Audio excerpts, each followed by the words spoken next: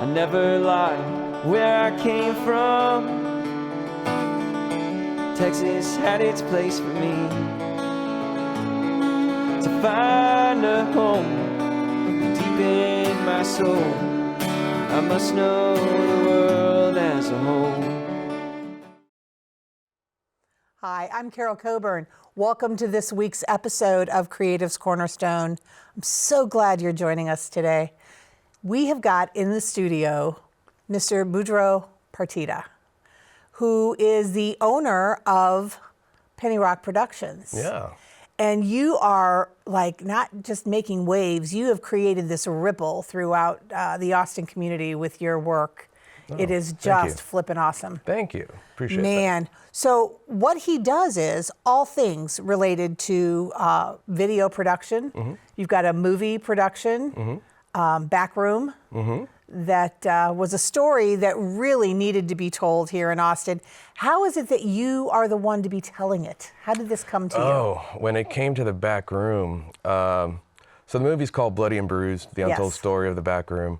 I had worked on a film, it was a documentary about the Saxon pub, and a buddy of mine was directing that, and I was just helping out on that. And I always thought, man, throughout the entire thing, I'd really like to do a documentary about the back room. I used to live down the street from the back room. I lived on Burton Drive. I would actually walk down the hill and go to the shows there. And it was, I want to say, the first bar club that I actually went to when I first moved to Austin back in the late 90s.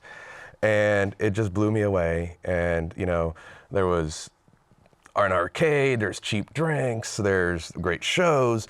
And so, you know, when it closed, it was kind of like a sad thing. And then a couple years ago, I was like, man, you know, it'd be a really cool thing to actually do this backroom documentary, but I have no idea how I could pull that off. It's a monstrous project. And then I was being interviewed for another horror film that I was working on. And I got asked, so what do you got coming up next? And so I just kind of blurted it out. I'm thinking about doing a documentary about the back room. And the guy's eyes lit up. And all of a sudden, I texted my producer. I said, I guess we're doing it now. And so we hit the ground running, and we shot about 70 interviews in about 9 months. And this is right at the end of 2020, I think it was. And man, we, you know, I made it because I really didn't want it to be forgotten. And it was a place that meant a lot to me. Right. And my producer he had booked shows there. My co-producer, co-writer, Tammy Moore, she worked there. She was also a talent buyer there. And then eventually we joined a couple other core crew members, Adam Salinas that came on as a co-producer, and then Ray Segern, who used to be a club DJ, promoter, kind of Jim Ramsey's right-hand man. He also joined. He was also interviewed in the film. And then we ended up getting David Moskowitz, who was an outsider who just really loved what we were doing, and he joined in our executive team. And then it took about 4 years to produce that film from start to finish, because we tell the entire, well, not the entire history. The original cut of the film was, 4 hours long, but we got it down to 145. But we tell God, that had to be hard. Oh yeah, it was difficult, and killing your darlings everywhere. But it was a great opportunity to make lots of connections. I had a lot of film connections. John had a lot of music connections, and obviously with Tammy, who was kind of like our cornerstone of filling in the blanks, what people didn't know, And so we kind of tell a little history lesson about the back room and where it was located, and how actually this building, this establishment in East Austin, really affected the lives of multiple generations. Many people. And so. And it was great to hear all these backstories and all these inside stories, but there's only so many anecdotes you can tell in a documentary, because we really wanted to tell an emotional story, and I really wanted to set out to make it different. Was any rock doc could really do sex, drugs, shocking stuff, but I really wanted to have an emotional connection. And lots of the musicians and lots of the people that were in the film, they've told us, man, this movie went where I wasn't expecting it to. It went in the direction of a really emotional deal, and that's what I really wanted. The feedback that I'm hearing from so many people is it's so right on. and just it really stirs the pot on many different levels and many different ways. And it's just, I cannot wait to see it. Tell me, you said it has been everywhere, right? I mean, you've been on the road with this show now. Yeah, we've taken it on tour. It's in the film festival circuit now. You know, we've only gotten into like a good handful of film festivals, but the ones that we get into, we've always walked away with, you know, either best documentary or even more so the fan favorites, you know, the Audience Choice Award, which really means a lot because that means that the crowd itself, you know, it's resonating and it's connecting and with then them. but we've had a couple of sellout shows and sellout screenings, and you know, we have 2 screenings in December, and then we have another 2 screenings in February, and then we still got, you know, the film has another, you know, 9 months or so on the festival circuit before we can actually nail down anything as far as distribution and stuff. Oh, I cannot wait for it to be distributed. Yeah. Oh my gosh. And I'm looking forward. I am gonna beg, borrow, and steal, if necessary, a ticket to this festival coming up next month, because it is on my bucket list sooner rather than later to see this. Yeah. To see this show. We actually are going down to South Texas, and it's screening at the Cinesoul Festival in Brownsville, Texas, which is my hometown, and it's actually our producer John's hometown. And we have 2 screenings down there, and both of those are sold out already. And so it's pretty cool that, like, you know, we're taking this Austin film to multiple places around the country, and because it's a story that resonates with a lot of people. A lot of people have, you know, music fans, they all have a place that was like the back room, and and I think it translates to a younger crowd as well, because they get to see what it was like and how hard bands worked in a non-digital era. Absolutely, hands down, that is fantastic. That's a fantastic point, because, and oh my gosh, the blood, sweat, and tears. And with the shift of Austin's landscape, with all of the things being modified and transitioning around, we're losing a lot of spaces. And your diversity in what you do, in the productions that you do, is so incredible. You need to have like a series. You need to have a flippin' series, and you need to tell the stories about all these places, because that's a time capsule. Right. I mean, that is a total time capsule. And I know just the little pieces that I've seen, the clips and that. We did have a screening that I was looking forward to going to, and then had something happen, and I was unable to go. But the bits and pieces that I've seen, and the memories, I was not around for the back room. I wasn't here. I wasn't present. I wasn't in this genre. I wasn't in the circle. I wasn't in the crowd, the cool crowd that went to the back room. But I know several people that were participatory in this documentary, as well as the life. And you captured things that can never be repeated and can't ever be experienced in any other way other than through this documentary. Right.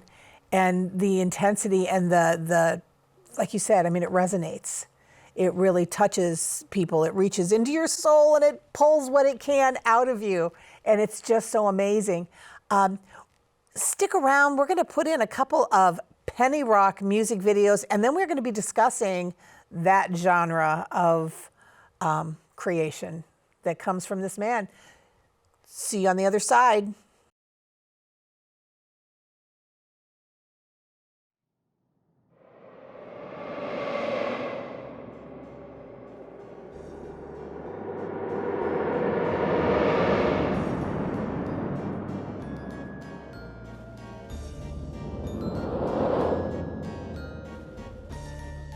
Welcome, night creatures, one and all, to the Pandemonium Sideshow. Step right up and see the freaks of nature who did not ask to be born this way, yet here they are. See Sarah the Soothsayer.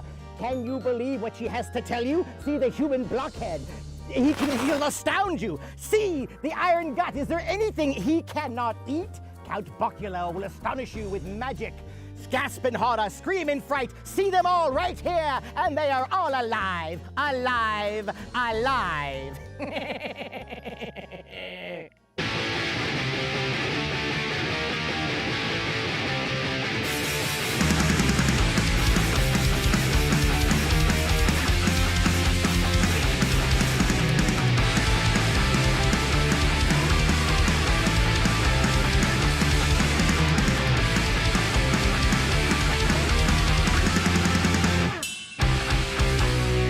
Say a prayer when the daylight dies, yeah. For your time could be nigh at hand.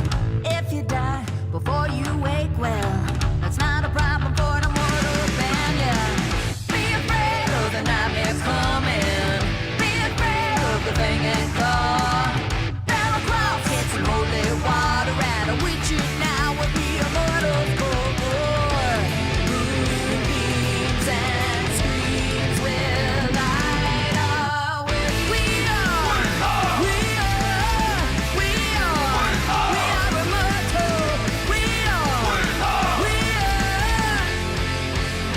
We are immortal.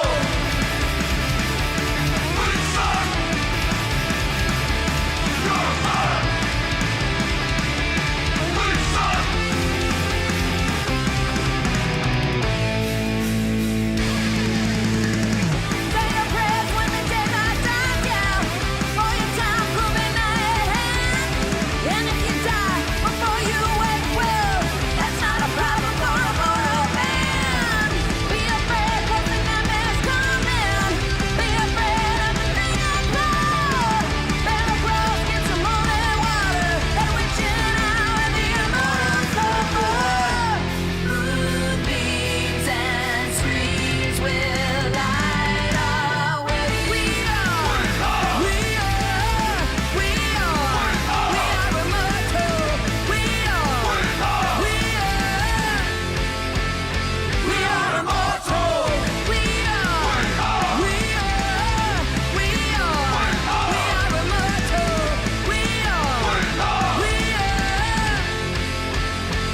are immortal. We are immortal creatures of the night. You can join us if you like. This could be your last good night. All it takes is just a bite. Now I lay you to a mortal sleep. Pray to your Lord, your soul he'll keep. And then you'll die before you wake. An eternal creature in an undead state.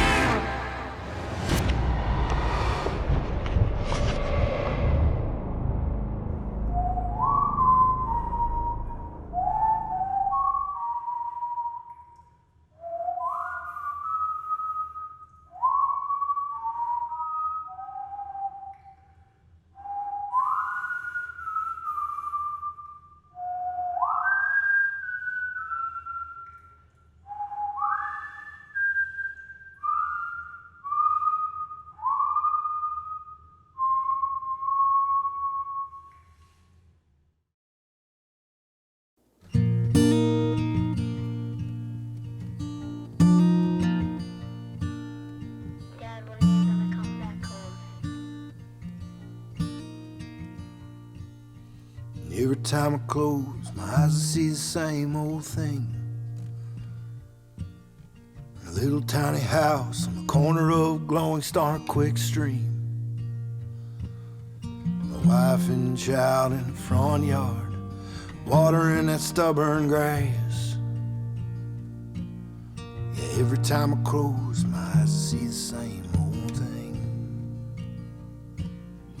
Years been tough, but they roll by oh so fast. Each one quicker and a little bit harder than the last. There's times when I wondered if we'd make it, but then I know we will. Yeah, the years been tough, they roll by oh so fast.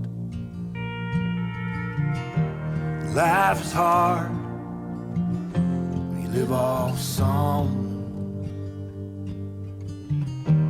The road ain't easy and the nights are long. You bet on anything, you bet you're wrong. Life ain't easy, you live off song.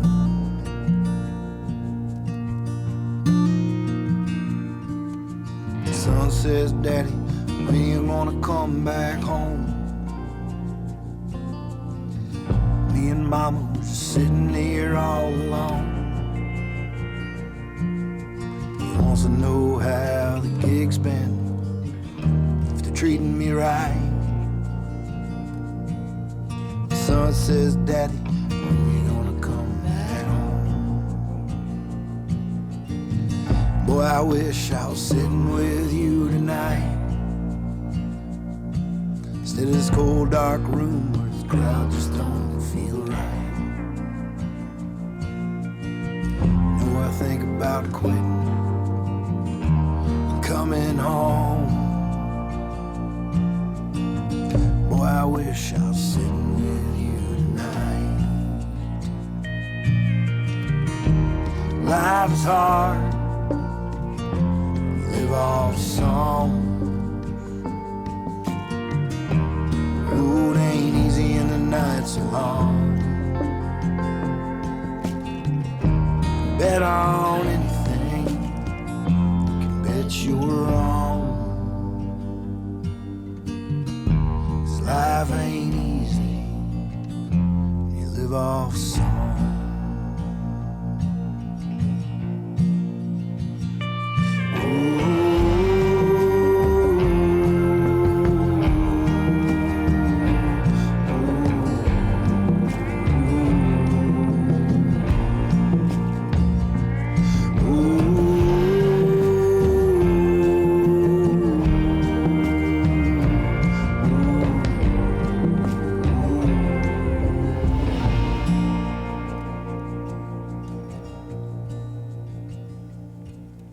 I finally pulled in just a little bit past 4. The weight of the road rolls off as I walk through the door. Kiss my boy on the forehead and I thank the Lord. Finally pulled in just a little bit past 4. You know that first morning home, breakfast never tastes so good. And over easy eggs, and the bacon cooked like it should. My boy's got syrup dripping from his chin, and my baby, she's humming a tune. Yeah, that first morning home, breakfast never tastes so good. Yeah, that first morning home, breakfast never tastes so good.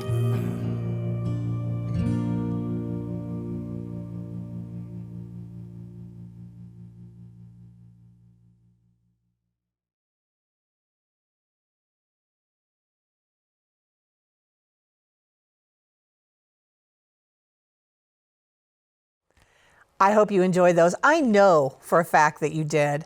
Let's talk about the Immortals there. Let's talk about that video. The intensity, you know, some may say it's a little dark.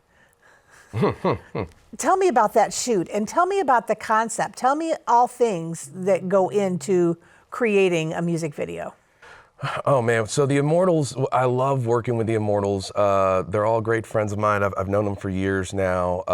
Corey Trahan, who is the guitarist in that band is also a filmmaker, and he's also an award-winning filmmaker as well. So we actually started a group called the Central Texas Directors Network together, and we really just appreciate film, and we love making art, you know? And Absolutely. I love making music videos because essentially to me, they are short films. You know, Absolutely. and so I like really working in that genre, but you know, you get to shoot them over a span of days rather than weeks or months. And so the Immortals are fun, and they're a horror punk band. And, Obviously. And the thing is, my background is horror film, and so I've done a lot Nice. of horror in my background. Okay, that explains some things to me. Sure. Because your brilliance, and you almost can't, it doesn't matter if you like horror or not, you can't look away from some of these videos, and they stand out so much from the usual. Yeah, and the thing is, so we, like, specifically with the Immortals, it's a lot of, they take the time to do a lot of preparation and production and effects and wardrobe. Yes. The lead actress, or Sarah, who is the lead singer, Scara, she goes by Scara, Damsel in Doom. Cute. You know, that's her character as well, that she, you know, does as her own social media and stuff like that. But, you know, working with them, it's always, you know, and that video is now a couple years old. We're in the talks of doing another music video. Nice. But, you know, that takes a lot of preparation, and it takes weeks, if not months, of pre-production. That last specific music video took 3 days to shoot, as opposed to my normal 1 or 2 days, just because it was so intense as far as location-wise, and just moving extras around and getting them into makeup, and it all takes time, and there's CG production, and there's, you know, practical production. So much. Yeah, but the thing is with the music videos is that I really love producing videos that inspired me, producing videos now and replicating what inspired me. I'm a kid from the 80s and 90s. I grew up with punk and metal, but a lot of my music videos now are very inspired by 90s music videos. And you can and for those of us that grew up in that era, you can kind of see it. And but I like bringing that back now because it's very refreshing, and not a lot of bands now are familiar with that scene, you know? So with the Immortals, it's just like, hey, let's see if we can make some scary, fun, campy horror. Oh my something. gosh. And then, but I want it to be moving, and I want it to be Right. engaging, you know? And so, you know, they get a lot of love from the horror community here, but also the punk community here. And, you know, and I love working with them. They're great friends. I think that the creative community as a whole can appreciate what goes into, I mean, let alone, I mean, you don't have to be a creative to appreciate what he's done, but I think that it really, even if that isn't their genre, that they can appreciate all the nuances and all the things that go into that music video. Absolutely. Yeah. I know that you guys enjoyed it. Now let's talk about Teddy Long. Teddy Long. Teddy Long, that last one. Talk about night and day. I mean, the intensity and the diversity in what you do. You look at something like The Immortals, or like the next one we're going to be showing there by Ignitor, and then you look at something like Renee Woodward, Nothing But Love. Right. So soft and so surreal. Or Teddy Long. You know, you tell that story about that man that's gone from home. I mean, it starts out kind of sad, you know? I mean, and it follows him, and you tell the story. Right. The differences from your genres are just, it really speaks to your creativity and your ability. No, thank you. It's like Teddy Long. Teddy Long's a great friend of mine. I've known him for years, and he's always been a great singer-songwriter, mainly in the country Americana space. Right. But I was always telling him, man, we need to do a music video. We need to do music. And then he finally chose this one track. He goes, I'd really want to do something about this. And the thing is, again, my job as a filmmaker is to elicit emotion, you know? Absolutely. And so I really want to convey what Teddy Long is feeling through those images. Yes. And so that was one of those shoots that we didn't really have a time deadline. We just kind of shot it over a span of months, here and there. And then, but when it finally got to, you know, came together in editing, and, you know, he was showing it to a couple people, and like multiple people were telling him like, man, you're making me cry just like watching this video. And I'm like, that's good. That's exactly what we needed, you know? And that means that it's connecting to the audience. And so, you know, Renee Woodward, same thing. It's all about creating emotion through the visuals, and whether the audience knows it or not, subtle things like camera lenses, certain lenses, or certain filters, or certain lighting. You know, the thing is, the audience is not supposed to notice that. They feel it. But it leads them on the journey of the story that you're telling. Correct. And it's just awesome. So tell me about, obviously, the music rights. You know, the music is written elsewhere, but who writes your videos? I mean, who sets the stage for that? How the concept? It all depends. There's some bands that, you know, they're like, they have a basic premise, and they'll say, you know, I really want to showcase this. I want to showcase this one idea of, we just want to play in the woods. You know, our band is playing in the woods. Like, okay. And so then we just kind of, I evolve that concept and try to give them what they want plus a little more. And really my goal with every music video and every production that I do really is to go above and beyond their expectations so that they can go, oh man, this is way more than we were thinking, regardless of budget. And so my company motto is a national look on a local budget, because I want to have that kind of aura of, you know what, this guy, he knows what he's doing. He knows how to crank them out. He knows how to shoot these. One thing that I'm very proud of is efficiently. You know, I usually tend to shoot music videos in a span of hours or a day, as opposed to 2 or 3 days.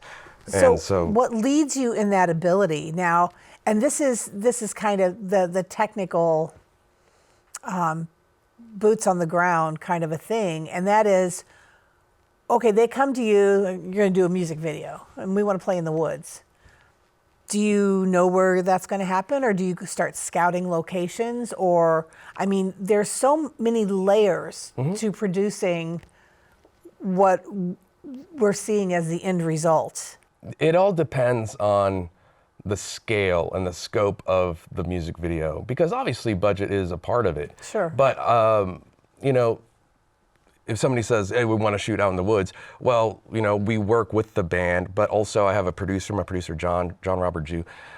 He helps us out, you know, location finding and acquiring the crew, and, you know, a lot of the stuff, depending on what it is, a lot of it I shoot it myself, because I try to reduce the costs for the band, because I understand that not every band I work with is backed by a studio or a label. And so majority of them are independent artists working the awesome music scene that have day jobs as well. And, you know, and so I get that. And, you know, my background is TV production. I was in TV for 25 years. I'm glad you touched on that. Yeah, and in the world of TV, as here, you know, you have to learn how to shoot quickly, edit quickly, and turn it around quickly. You shoot something on Monday, it's on the air on Wednesday, if not sooner. And so that I took that skill set and took it to Penny Rock, and that's something that all of the bands, my clients, my customers, they all appreciate that, because they appreciate that efficiency. And, you know, bands don't really want to wait around for hours and hours and hours not doing anything. They're on to the next project. They want to promote what they're doing. And then plus, you know, especially if we're shooting out in the woods and it's cold, you know, they don't want to be out there. And then so the fact that I make it a point to, we do a lot of pre-production, we do a lot of planning, we have it set up, my producer has everything lined up. So the day of the shoot, we have, boom, this shot, this shot, this shot. By the time that we're doing shot number 2, we already have shot number 5 planned out. So your storybook's all laid out. Oh yeah, yeah. And granted, you know, sometimes there's, you know, ideas that come to us on set, and or a band member might have an idea and say like, hey, what if we try this? What if we do this? And then, you know, if there's time and it allows it, I love listening to the band and to the crew. I'm not one of these, you know, dictator directors that says, no, that's not the way it's going to happen. And, it's like, well, if we can make it work, let's do it, Sure. So, and that's another thing is that I listen to the bands, and I listen to the customers and the clients. And, again, trying to make it as efficient as possible, because every hour of my day has a dollar value associated to it. Sure. And so they understand that, they know that. And we all have this common ground of like, we just want to create something cool, but what's it going to take? And through my experience in TV production, it's like, you know what? We need this, we need this, we need this. We don't need all of this, and it's easier for me to kind of trim the fat. Right. And that just make it easier on everybody. And then but I still try to give them a product that looks like $1 million. Well, you're successful at that. Oh, thank you. Y'all, we're going to give you another Penny Rock production. Do we want to go to Ignitor here and you can share that? All right. You guys be entertained and enjoy this. We're going to talk about it when we come right back. We're sitting here with Budro Partida, owner of Penny Rock Productions. Hang out. We'll be right back.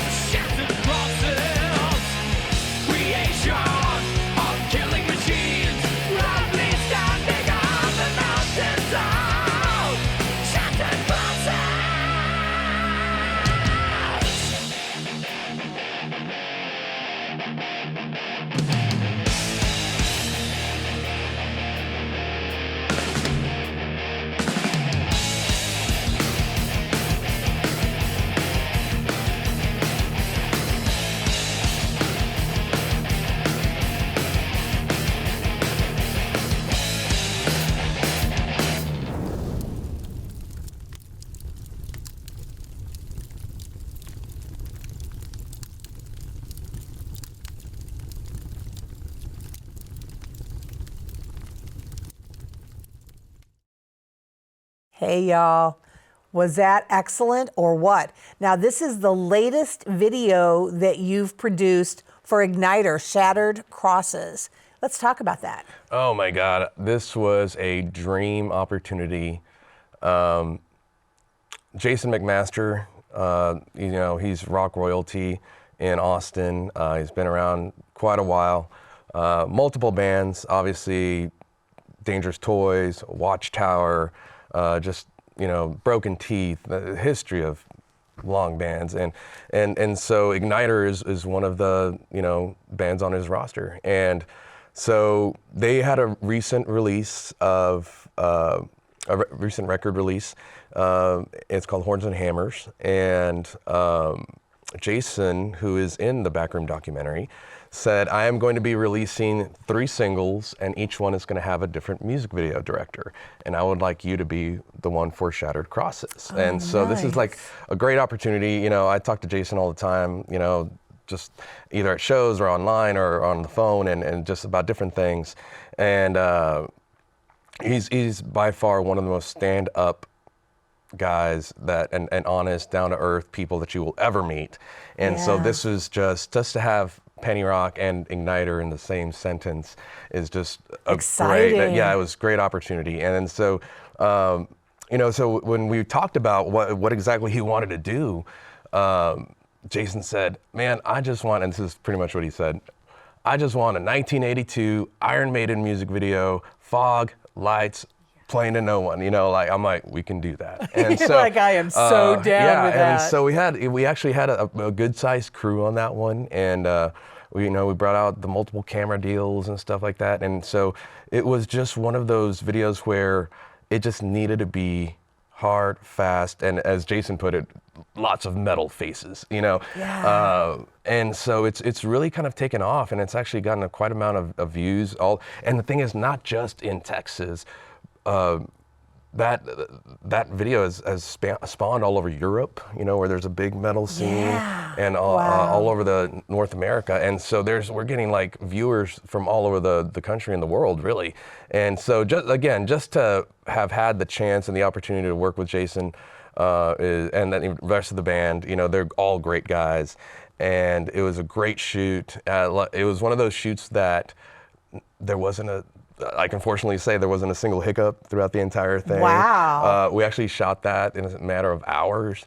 And I know that Jason appreciated that, and the rest of the guys appreciated that, and my crew appreciated that. So it was one of those fun experiences where it's like, man, we're doing a video for these guys, and it's really cool, and they're a big name, And so it was just, that was one of those videos where I'm like, very proud to put on my demo reel and say like, Penny Rock Productions made this video. And plus, it sounds like the guys are really proud of it as well. I know their PR agency is very proud of it, the record label as well. And so, it's doing very well. And so that's one of those like great opportunities that, because of all the positive and well-received work we've done in the past, they've said, you know what, we want to give you this shot too as well. And so, Jason, the rest of the guys, it's a great video. I love it. For being all performance, I think it's fun. I have to tell you, I see the view from your lens and everything that you just said, and what an honor and a privilege and how proud you should be of that. But on the flip side of that, I want you to know that Ignitor should be excited about the fact that you were the one that made that video, that you did that song of theirs. In doing so, you become part of their history. And they've become part of yours. Absolutely. And what a great marriage that is. Yeah, no, I'm like I said, I'm extremely proud of the video, especially for being just a performance video, like very old school, early 80s type video. Yeah. I'm really excited that not only are the old guard and the kind of the more older side of the rock scene in Austin know that, but because our production company tends to skew towards a younger middle-aged crowd, right. They're exposed to, wait, what is this? What is Ignitor? And it's great. I love your style too. You said, the old 90s vibe, Right. As a rule for your stuff. And there's a lot of us baby boomers who were raising kids at that time, and we remember that. And it just speaks to so many. That's one of the things here on Creative's Cornerstone. You know, when I talk about the music videos and the fact that we share so many every episode, it's because the work that goes into this and the pride you definitely need to have with that. And the fact that, you know, back in the day when MTV began, MTV stands for music television. MTV was music videos. That was all you videos, yeah. From MTV was music videos. I would turn my TV on and I'd crank it up and I'd do, you know, my housework, whatever, you know, because you didn't even have to necessarily be watching. Not that I'm promoting that here because we want you watching the music videos, but I'm just saying that MTV back in the day was everything, you know, to people that enjoyed music. Yeah. You had the visual, you had the music, you had it all. And we had great success with episode 8 was just posted up on the station. The whole show was nothing but music videos. And we have other ones coming out that will be featuring a lot of Penny Rock productions. So yeah, I mean, the intensity, the amount of work, your diversity, all of those things, they come out in what you do. And it's such a beautiful thing. Oh my gosh. Thank you. I'm so thrilled that you were here with us. You guys, I want to share with you one of my personal favorite, Penny Rock productions. Yeah, I'm sure you'll remember Renee Woodward with Nothing But Love. So here's to Nate, here's to Renee, and here is to Dave and Budro. We'll be right back. Nothing But Love, medium shot, take 1.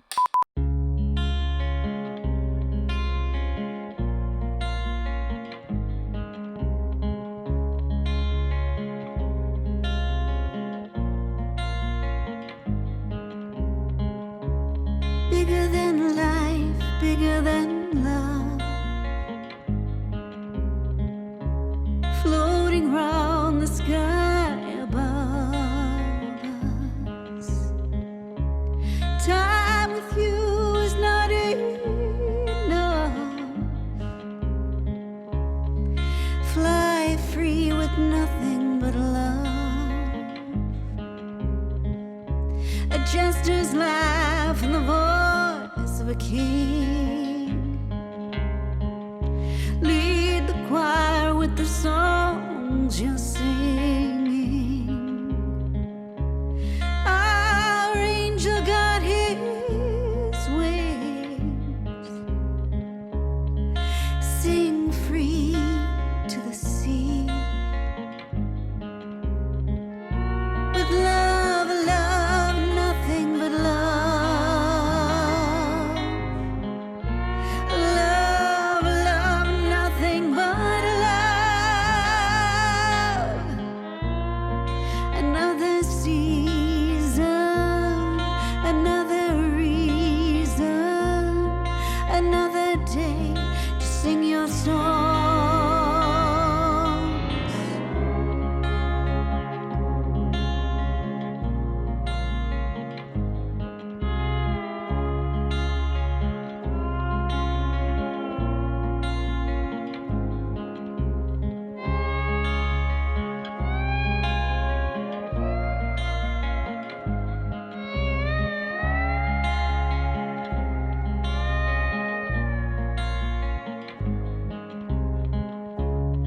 You joined our hearts with love so strong.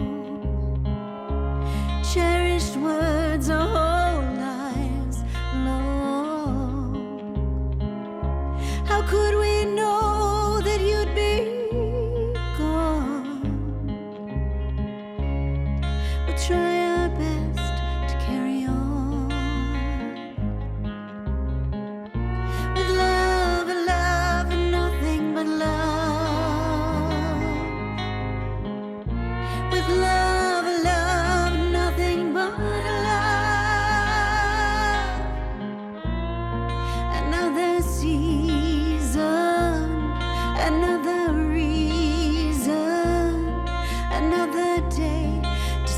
your song.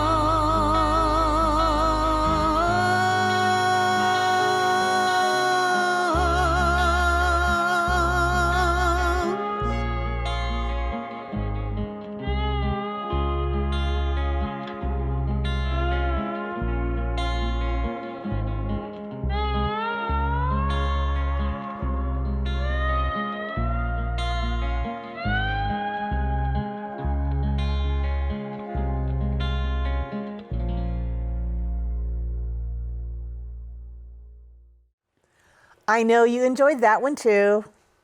Renee Woodward and Dave Pruitt from Capsize TV wrote that song as a tribute to Nathan Oliveras, a dear friend. We're coming up on a year anniversary, December 9th, of his passing. And he was really huge in the studio and huge in our hearts, and he lived larger than life. And that was a beautiful, beautiful tribute to him, but from all of you. Okay, so we encourage people here at Creatives Cornerstone, we encourage people to roll up their sleeves, dive in and do what they love. And you are now doing what you love, and you're doing it so brilliantly. What led to this journey? Because I also read in your bio, Emmy award winning. Folks, Emmy award winning. Right here in Studio One. Thank you. So tell me, you paid reference, you worked on broadcast news?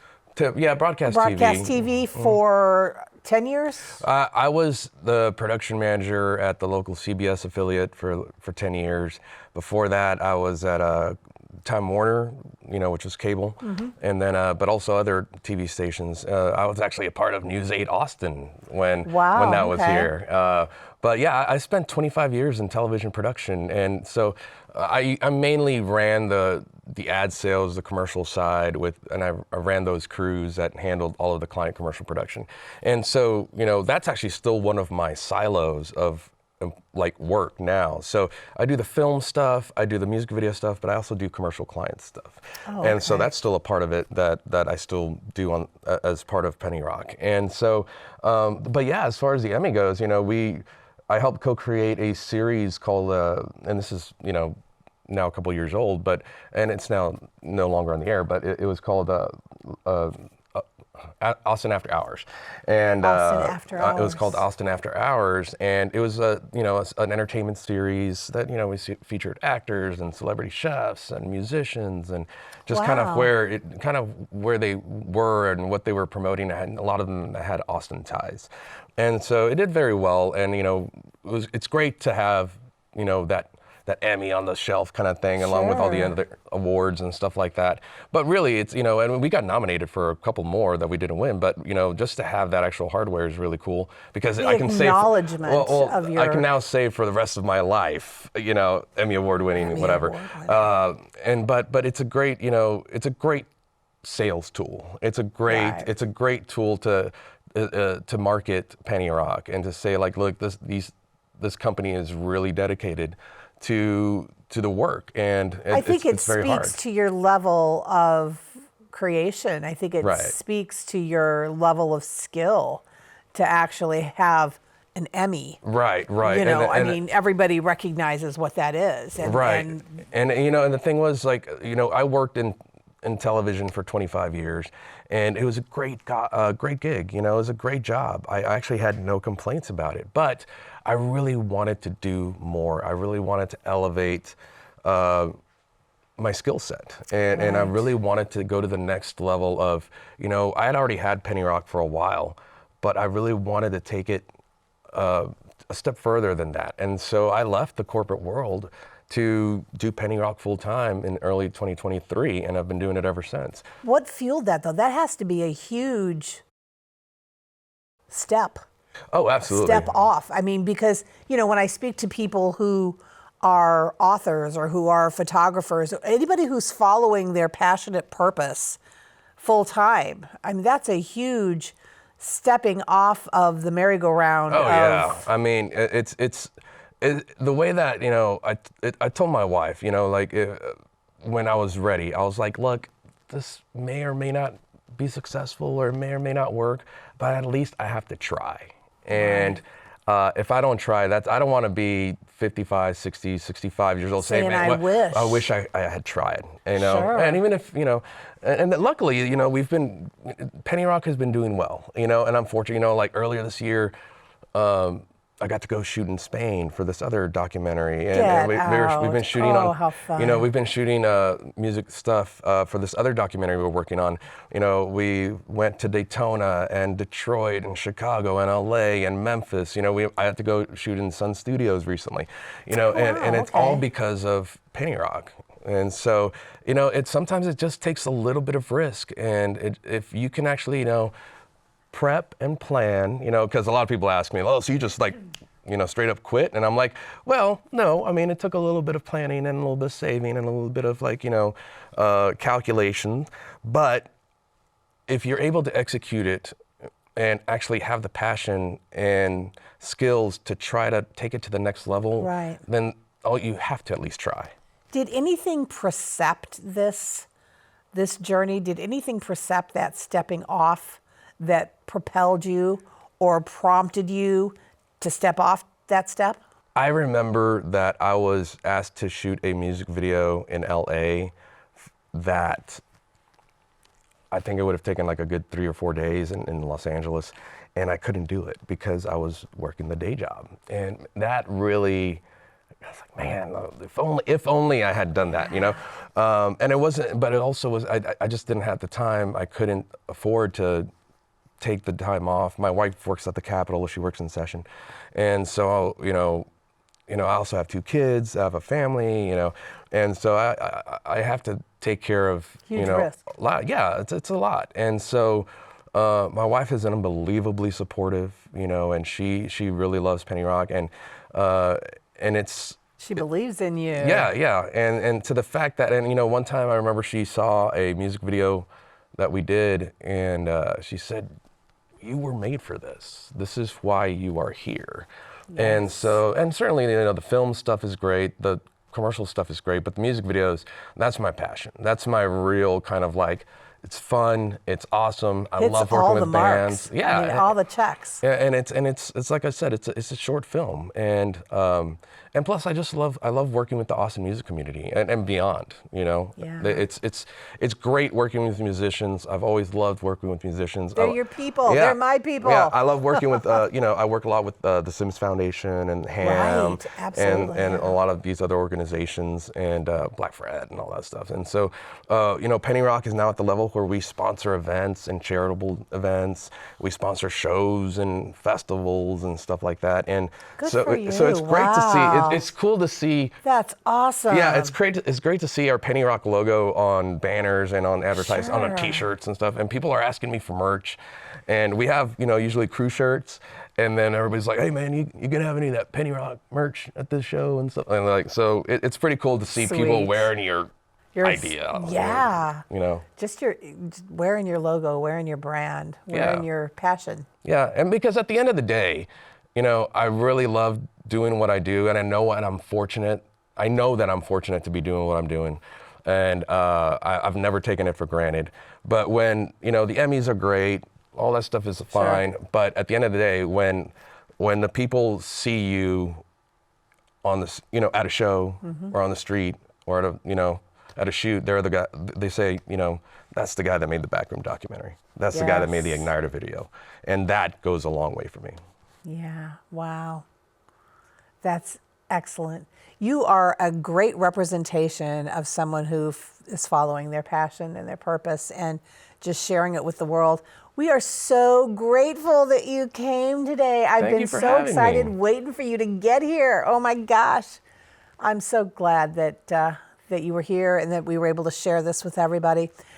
Before we say goodbye, what's on the horizon for Penny Rock? What do you see? Well, we definitely have a couple more music videos that are coming up that are either in pre-production or post-production. Just last night, I shot a music video for a band called Thy Kingdom Scum. And they're great dirt metal, you know. They call themselves dirt metal. So that's in post-production now. Also in post-production of my second documentary. It's called The Road Less Traveled.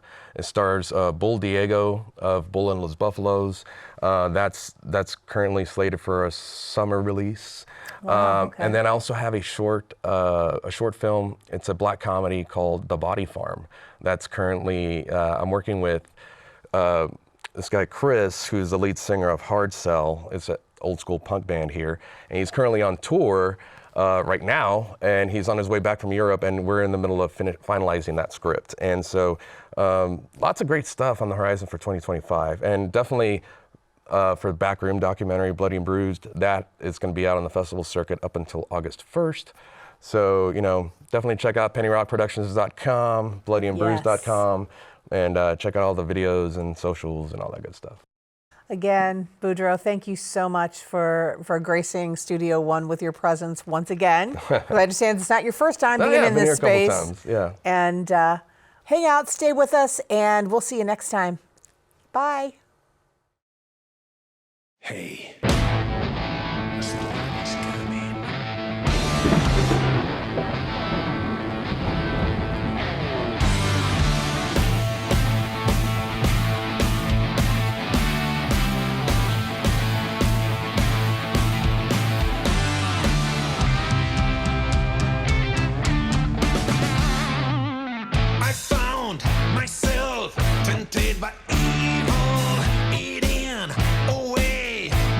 And pain. I sailed my soul through open waters. A storm was sent to clear my way. I almost died fighting for this life. It doesn't matter how much it hurts. It doesn't matter how dark it gets. It doesn't matter how bad it goes. You cross through this divine storm. It doesn't matter how much it hurts. It doesn't matter how bad it gets.